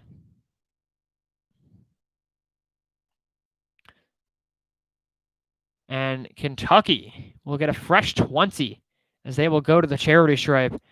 Davion Mintz, the senior from Charlotte, North Carolina, the only senior on, fellow senior, the only senior from the United States, the fellow other senior, Olivier Sarr from France, as Olivier Sarr comes in for Lance Ware, and Kentucky connects on the first free throw.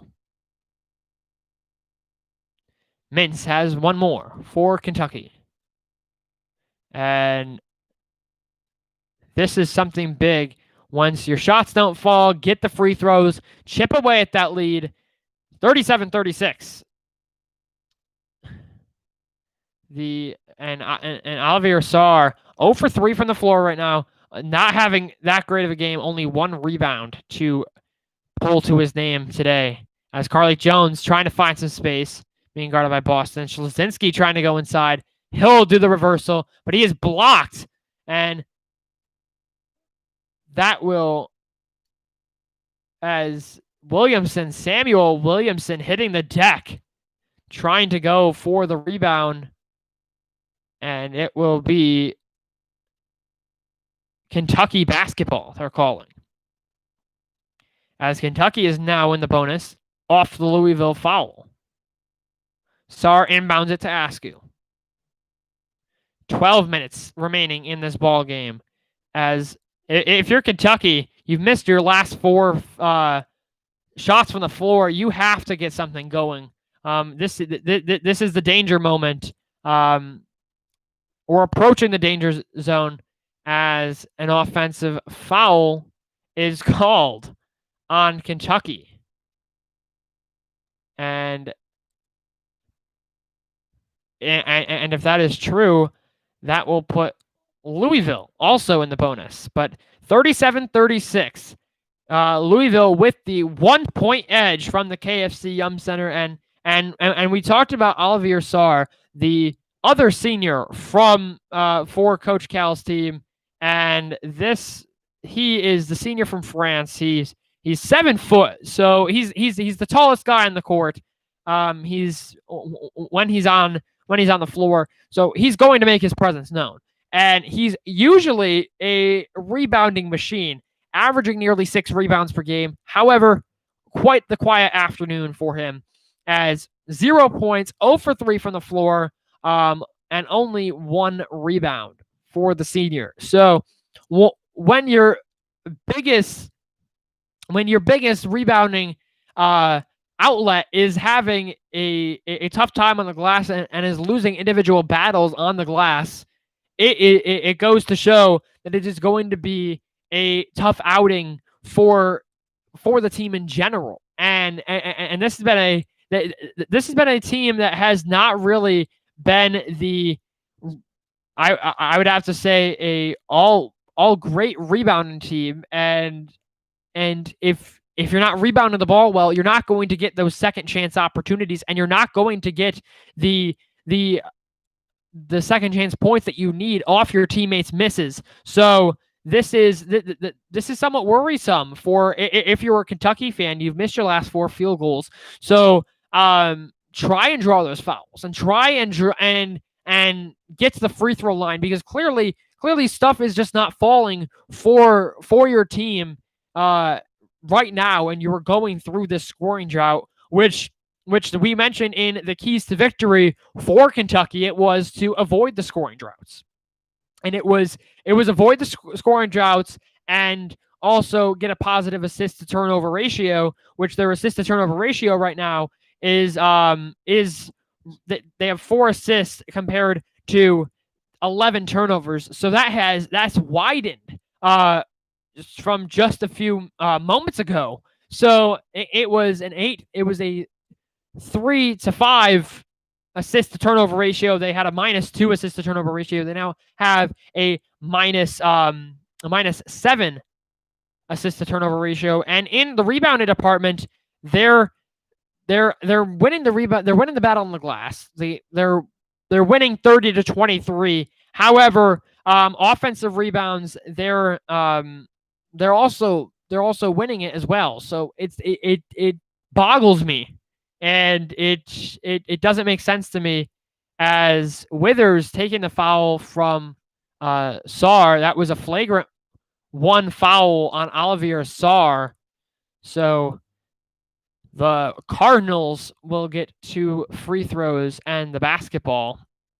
But if you're Kentucky, you have to get something going on the offensive end.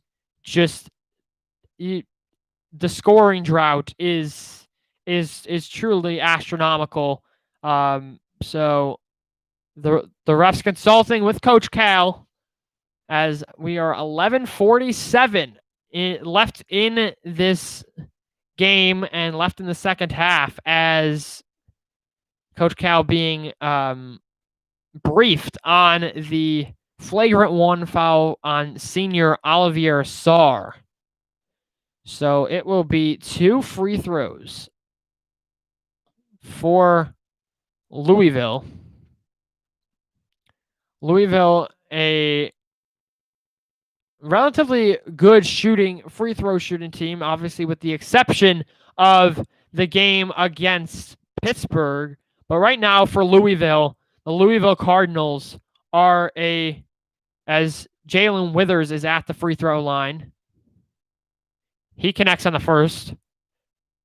1 more free throw for Jalen Withers. Free throws right now for Louisville are 3 for 4. And he hits both. Now a 3-point lead for Louisville as it will be Cardinals basketball.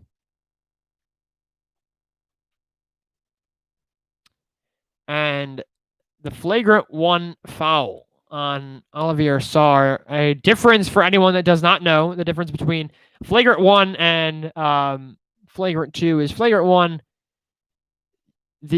a coast to coast, and it's a blocking foul. Another foul on Olivier Sarr that puts Louisville in the bonus. Now 6 team fouls on Kentucky, and the difference between a flagrant 1 foul, you get 2 free throws and the ball back. For a flagrant 2 foul, the player that committed it is ejected from the ball game.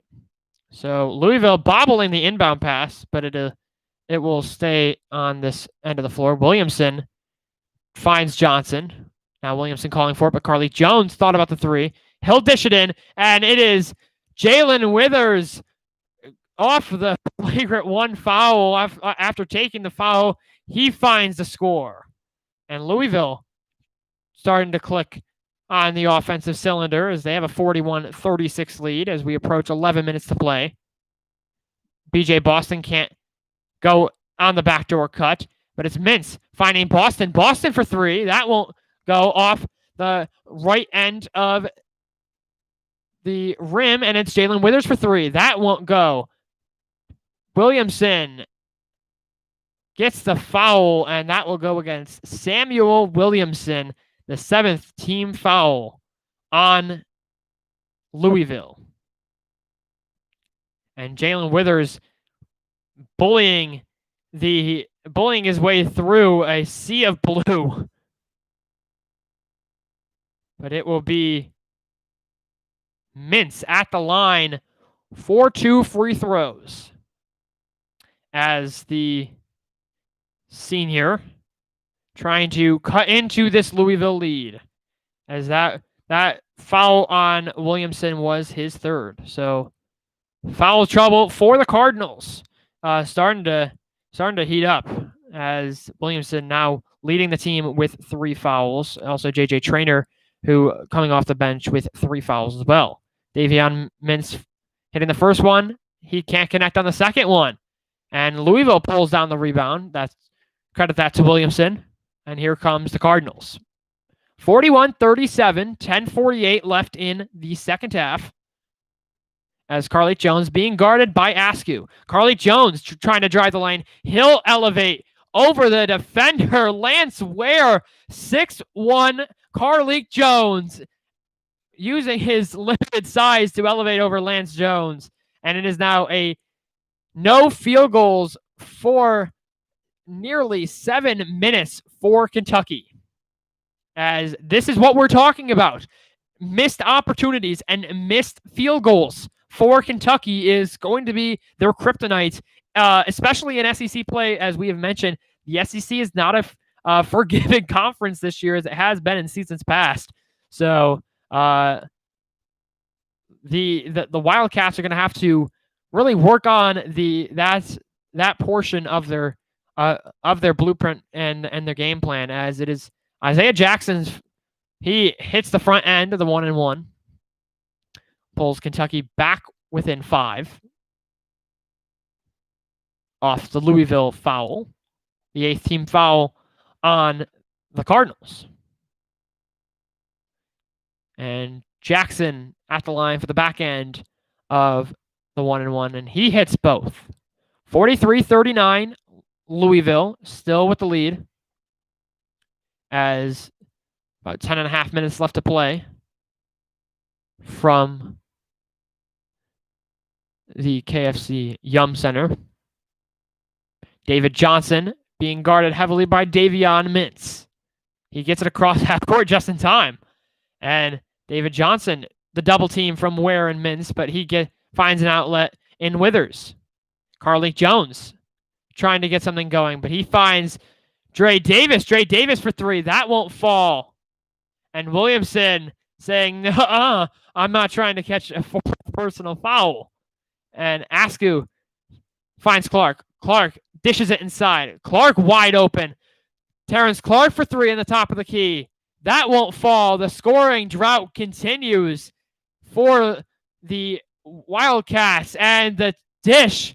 And really, David Johnson's dropping dimes. He gives it off to Dre Davis as they get the score, and it's a 6-point game for the Cardinals. Clark trying to rebound off the miss as Mintz going inside. That ends a much needed basket for the Wildcats, as that ends a dreadful drought. It was their first field goal in over 8 minutes. So a much needed basket for Kentucky, as Johnson, that won't count. A foul now on the floor. That will go against Jacob Toppin. We just saw him on the other end get the necessary basket by the sophomore from Brooklyn, New York, the 6'9" transfer from URI. He ended the bleeding for Kentucky, but it will be David Johnson at the line for 2 free throws. He hits the first, as we see Slozinski coming back into the game. He relieves Carlik Jones. Samuel Williamson.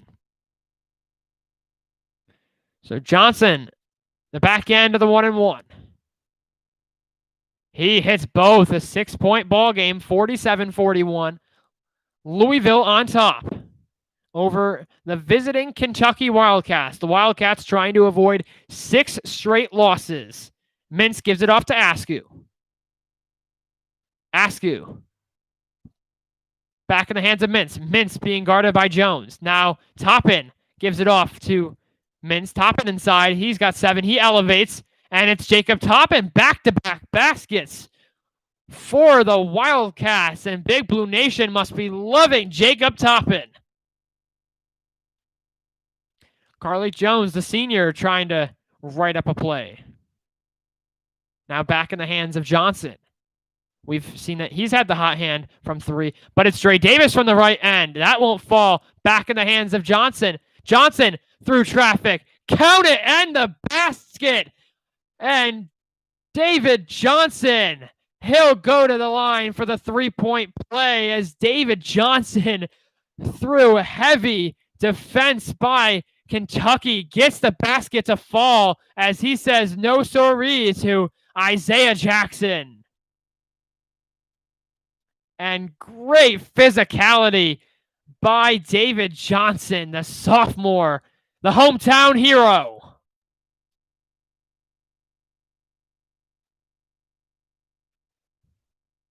And Louisville can extend their lead to 7. And he connects. The Louisville native giving the Cards a 7-point lead. And Askew being heavily defended, and a kicked ball on Louisville, and that will be a under 8 timeout, as the Cardinals have extended their lead 50-43 at the hands of hometown hero David Johnson, who through heavy traffic and the wall of defenders gets it to go and gets the foul as well, draining the free throw, as the Cardinals and the limited fans are loving what the sophomore from Louisville is doing for their ball club. And we mentioned, not to sort of beat the dead horse, but the scoring droughts, that scoring drought for Kentucky, it isn't like, yes, they've seen back-to-back baskets by Jacob Toppin, which they should be grateful for that. But they haven't the offensive capabilities of BJ Boston and really now Terrence Clark in the second half have been mute.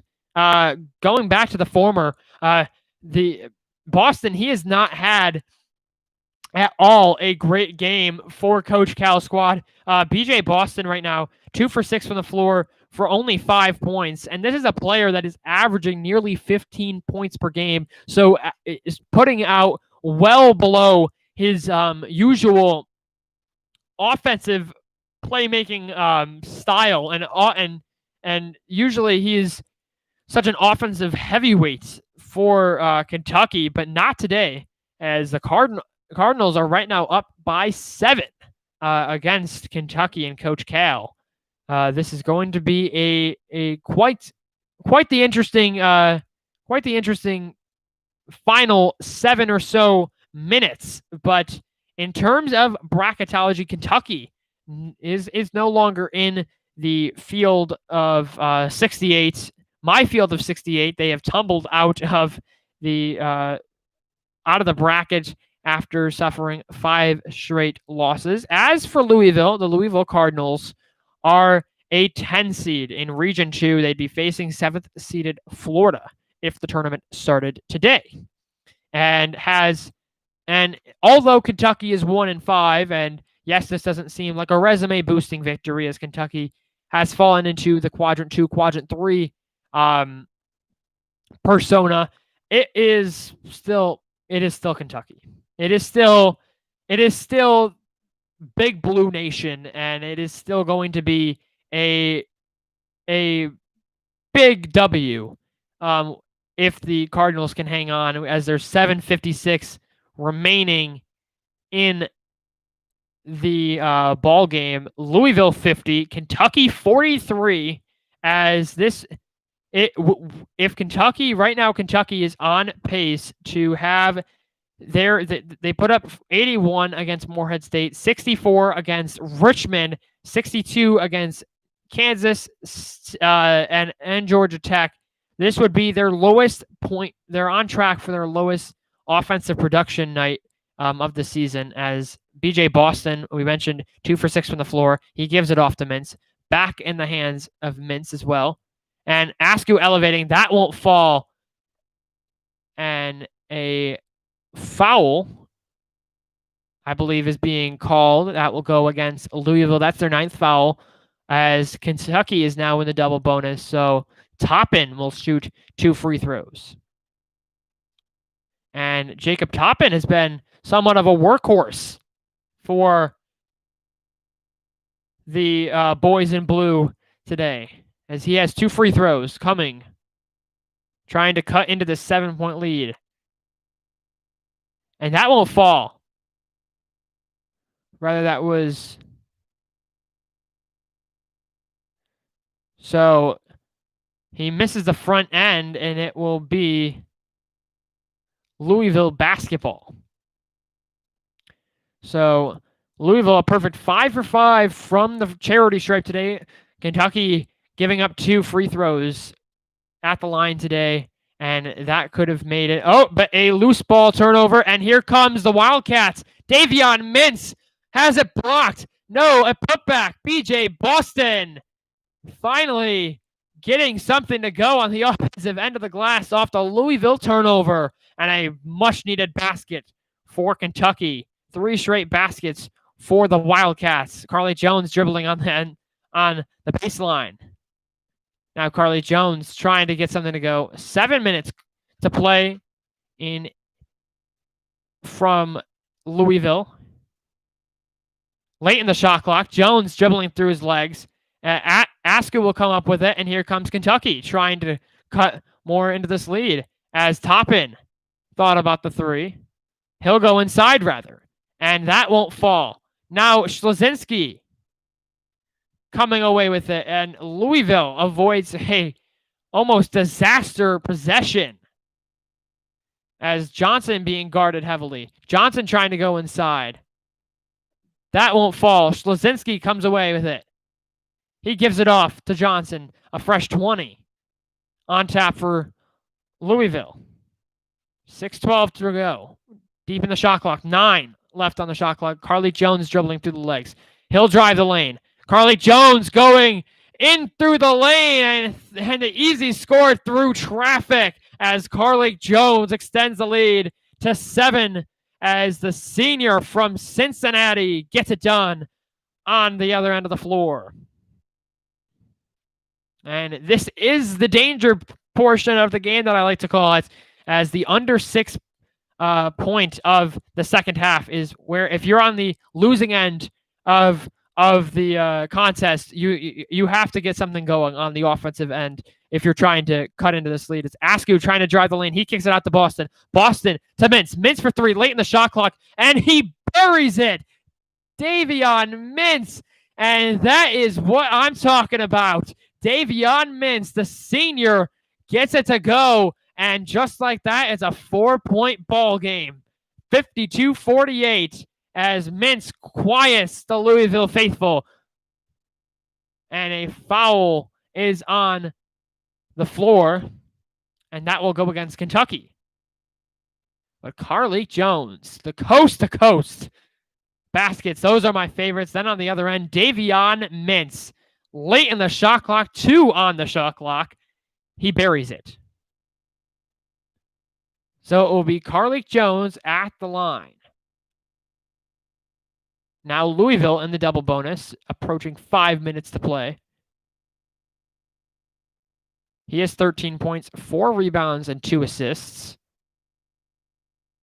As he connects on the first. Back to a 5-point game. We see Samuel Williamson coming in for Quinn Slazinski, the sophomore from Houston, Texas, getting a much-needed break. And his play style sort of reminds me of Luke Hancock, who played at Louisville just a few years ago as Carlik Jones trying to ice it at the line. He hits both, back to a 6-point game, 54-48. And Quinn Slazinski, his size, his play style, it just screams Luke Hancock for me, as Kentucky trying to get something going, and a foul that will put Louisville over, as the Cardinals now have 10 team fouls in this second half, racking up the fouls. So now 2 shots the rest of the way for Kentucky, as Louisville is over the limit, 4:57 to play. And that won't fall for Olivier Sarr. 1 more for the senior from France. And if you're Sarr, you need to make these baskets. Sarr connects on the second end. Williamson looking for someone. He finds Jones. Jones being guarded heavily. Jones dishes it out to Johnson. Johnson, and elevating, and it's Dre Davis feeding it off to Jalen Withers for the 2-handed slam, and a electrifying basket by Louisville. And on the other end, it is Kentucky for 3, as both teams sharing the baskets. But Dre Davis, the alley-oop to Jalen Withers, number 14 to number 24, as off the feed from David Johnson, then to Dre Davis, and Jalen Withers slamming it home, the Charlotte native. And then on the other end, Davion Mintz, the Mr. Do-It-All for Kentucky today, getting it done. But Carlik Jones back at the charity stripe. He has 2 free throws, and he hits the first. Isaiah Jackson coming back in for Kentucky, relieving Olivier Sarr, who is in foul trouble. 1 more for Jones. Can make it a 6-point game. The senior now with 16 points and 4 rebounds. Jones. That rolls out. Jackson with the board. Here comes Big Blue Nation. And Devin Askew gives it off to Jackson, fellow freshman. Askew gives it off to Mintz. We saw Mintz drain to the 3, and BJ Boston gets the tough basket. That won't fall. And a foul on the floor. That will go against Dre Davis. So Kentucky will go to the free throw line. BJ Boston. And a programming alert, Northwestern right now tied up with number 22 Ohio State in Evanston, 34-34. We saw the Wildcats stun number 12 Michigan State. Rather previously ranked number 4 Michigan State just last weekend. BJ Boston connects on the first free throw to make this ball game a 4-point swing. So Boston will have another free throw. And he sinks both. 2 critical free throws for the freshman. And now it's a one possession game with 4 minutes to play. 57-54. Carlik Jones being guarded by Mintz. 13 to shoot. Just surpassing the 4-minute mark. Johnson with the block out. Carlik Jones going inside. That won't fall. And Louisville loses it, bobbling the ball on the baseline. And 3:44 to play in this second half as Kentucky finds themselves crawling back, trying to call back as they're now at 57-54 Louisville. At the KFC Yum Center, and it is crunch time for Kentucky and Louisville, for that matter, as the Cardinals are looking to stave off a comeback from the Kentucky Wildcats. And if you're Kentucky, looking at your next games, your next game is against Mississippi State on Saturday. So a week from today. It's against Saturday again at Mississippi State. Their game against South Carolina, which was supposed to be on Tuesday, was postponed due to COVID issues within the South Carolina program. So Mississippi State on the road. Then you host Vanderbilt on the 5th. Then you visit Florida. You visit the Florida Gators, which that's going to be a tough game. Coach White's squad knows how to get it done on either end of the court. And then you host Alabama, then you visit Auburn. So you truly do have a gauntlet of the next 5 games. You're not facing the likes of Missouri or Tennessee, but it's there. It is there, and you are making it known that you're going to have you're going to have a struggle coming up if you are a Kentucky fan.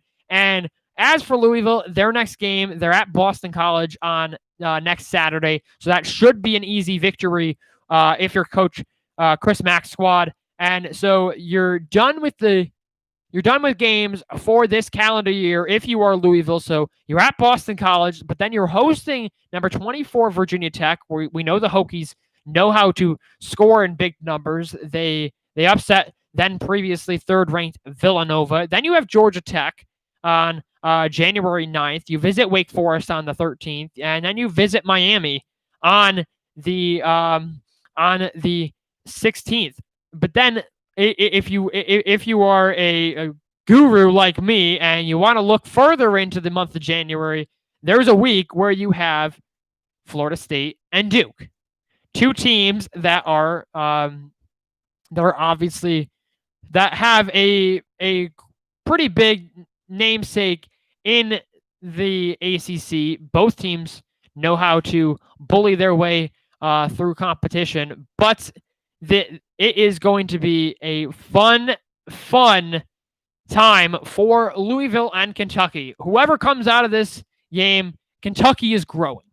This is a team that is growing, and they are truly enjoying maybe not their 5-game losing streak, but they're enjoying the growth that is coming of this team. Because really, I think that if they do end up losing a 6th straight game today, that will, in some people's eyes, be rock bottom. However, I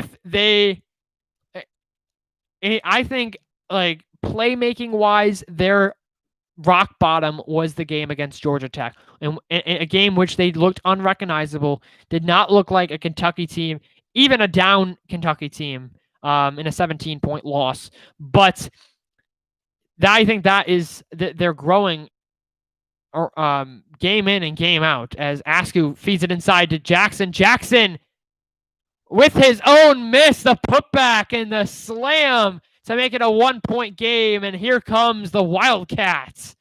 57-56. Isaiah Jackson off his own miss. And David Johnson, who took part in that beautiful cross-court feed to Dre Davis, then the alley-oop to Jalen Withers. But now 5 on the shot clock. Carlik Jones got to do something. Jones, the mismatch. Off the glass. Book it. Carlik Jones, the under-pressure basket by the senior, and a much-needed basket as that makes it a 3-point game. 2:42 to play from Louisville. Toppin gives it off to Askew. Back to Boston. Boston, the quick release. That won't fall. And a foul is being called. But Isaiah Jackson, the rim said no, but Isaiah Jackson said yes. And then Carlik Jones, the mismatch on Davion Mintz, finding space to get the basket. So 2 free throws for BJ Boston. He sinks the first. And BJ Boston is quite the free throw shooter. I would say probably John Calipari's best free throw shooter he has today. And Boston sinks both back to a 1-point game. And the Wildcats find themselves down 59-58 as Williamson gets the pass in. They've got to get it across half court. They do. Carlik Jones presses it. As we are approaching 2 minutes to play in this ball game, Carlik Jones feeds it off to David Johnson. 8 on the shot clock. Carlik Jones has to do something. He'll do it. And that won't fall. And it's a shot clock violation, a costly turnover by Coach Mack's club. And once again, no shot clock awareness for Louisville. That has been the third late in the shot clock possession for Louisville. So not really getting it done on that end, and not really being able to check that box off as we are under 2 minutes to play. Kentucky can take the lead. Askew gives it off to Jackson. Jackson, that won't fall. The race for the rebound, and it will stay Kentucky basketball as Samuel Williamson not happy with this. And for me, that looked like it was that looked like it was off the hands of Davion Mintz. It looked like Mintz with that left hand, that left fingertip, poked it out. And I think it is Louisville basketball. Yeah, you can see the ball go the other direction, and Davion Mintz, though, as it looked like it was off the fingertips of the Wildcats. I believe they are now calling it Louisville basketball. 1:40 left to play in this ball game. Yep, so Louisville basketball off the fingertips of Davion Mintz. So you've got to review that play, as Louisville will need a basket here. If you're Louisville, you're going to want to try and get a cushion basket. It doesn't need to be a 3, but a basket is definitely going to help. David Johnson being guarded by Askew. He cuts inside to Davis. Davis and the tough basket, but a travel is called on Jalen Withers. And that is a back-to-back costly turnovers for the Cardinals. Can Kentucky cash in as there's only 80 seconds to play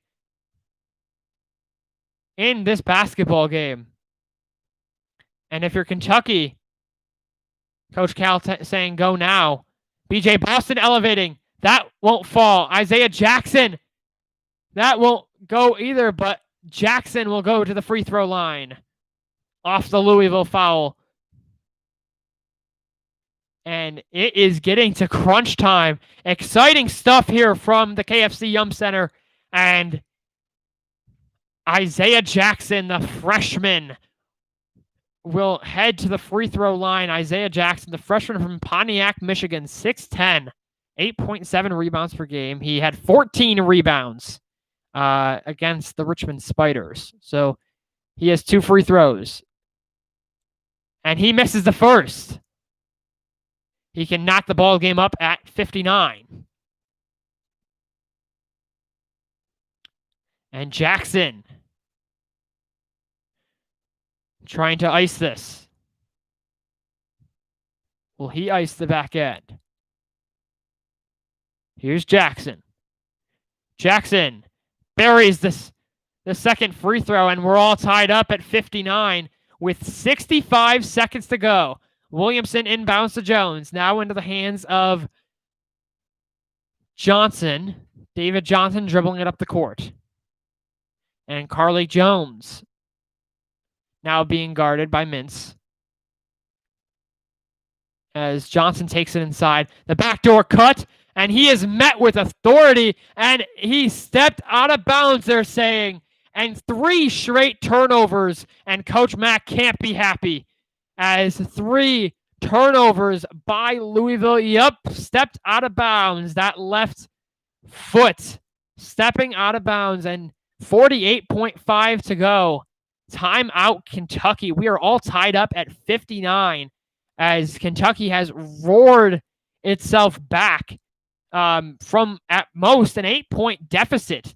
And really what we're seeing here with Kentucky is you don't see in previous games, you did not see this being a Kentucky team that was fighting back and pushing back against the offense from other teams.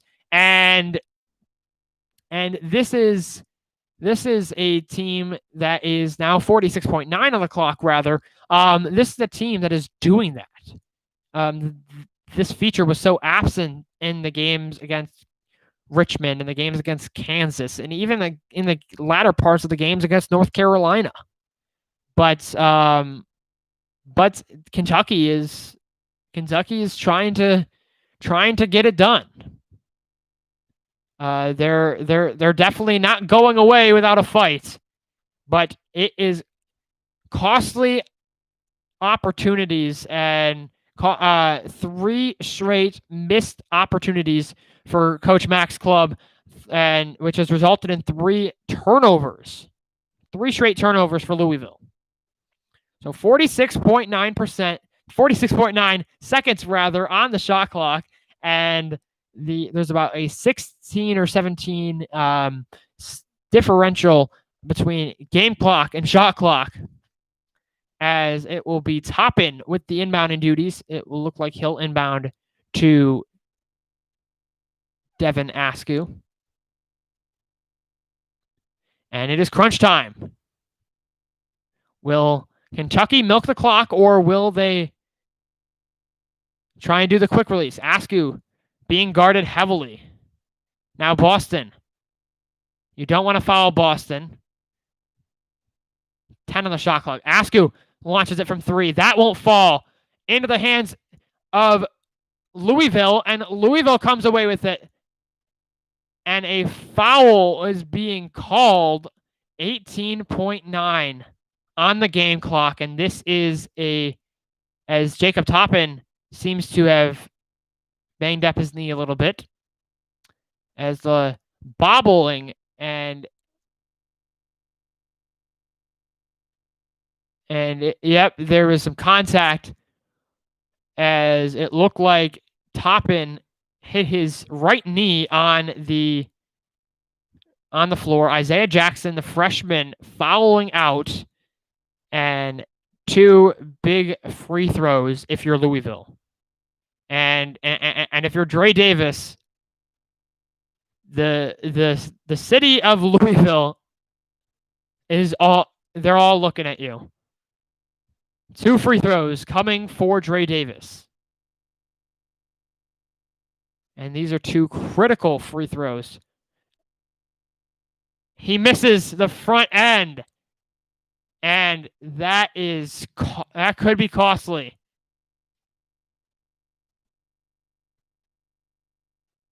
As one more free throw. Dre Davis, a player that is averaging 9.5 points per game, being limited to 4. He sinks the second as it's 60-59.